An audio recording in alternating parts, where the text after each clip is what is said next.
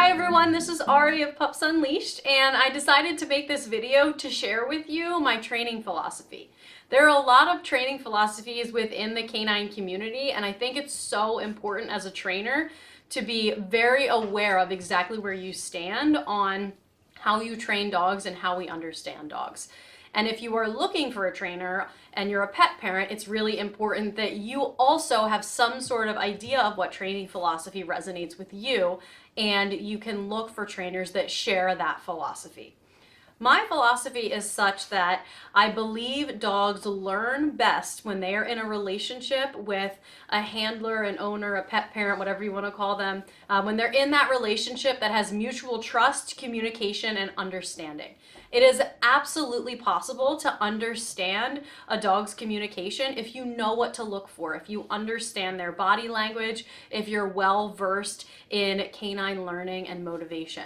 I also think that it's essential to train using rewards, and that you must always understand a dog's motivation behind their behavior, or at least make an attempt to understand it, rather than just looking at the behavior itself.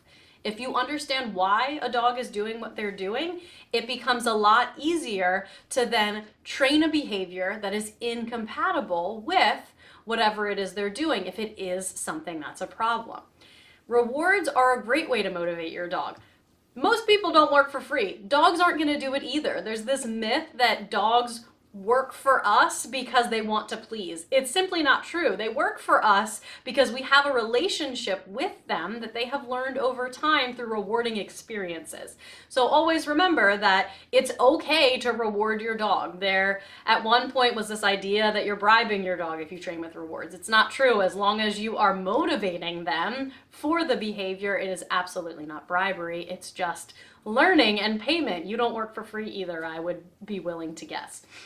The other thing that's really important for me is using strategies that are backed by science. There's a lot of knowledge now, finally, on canine behavior and learning, and for a while that was not the case, and that's why we have a lot of training methods that are outdated, because they didn't really have a solid foundation in science. There's a lot on dominance that is now completely disproven by several scientific studies. There's a lot on pack mentality and alpha behavior and all of that that does not apply to the relationship between humans and dogs, and now we know that.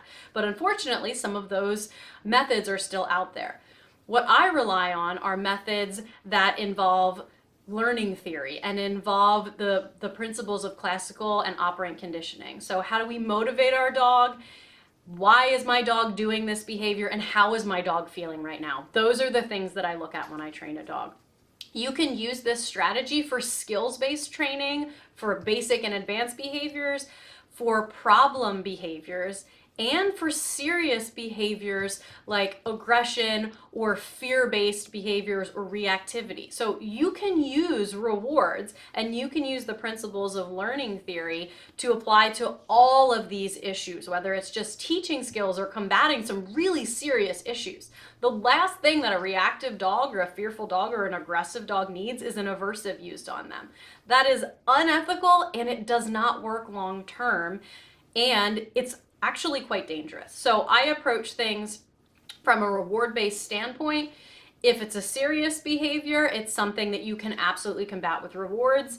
If it is a common behavior problem like excessive barking or jumping up or running out the door, all of those can be combated with rewards as well. You just have to know how to do it. So in summary, you can absolutely train very simple, very complex behaviors with rewards. You can combat problem behaviors with rewards as well, and you can also use more complex processes like desensitization and counter conditioning when it comes to those serious problems. They all work with rewards, and they all get to the root of the problem, as opposed to just trying to suppress a behavior using something aversive. It's unnecessary, and in my opinion, it's unethical. Everything I do is really looking at the well-being of the dog and that relationship. That back and forth you have with your dog is so special.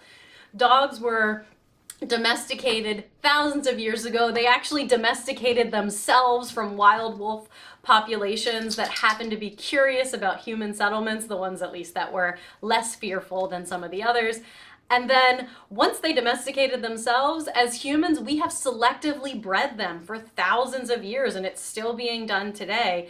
And so I feel very strongly that we as humans have a responsibility to really maintain and nurture that relationship with this creature that would not exist as it is today without human intervention. We help to make dogs, and I really feel strongly that we need to do right by them.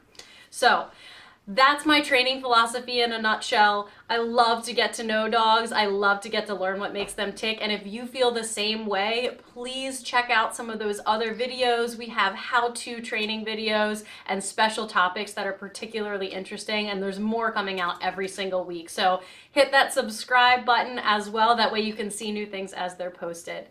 Thanks so much for listening, and I hope to see you next time.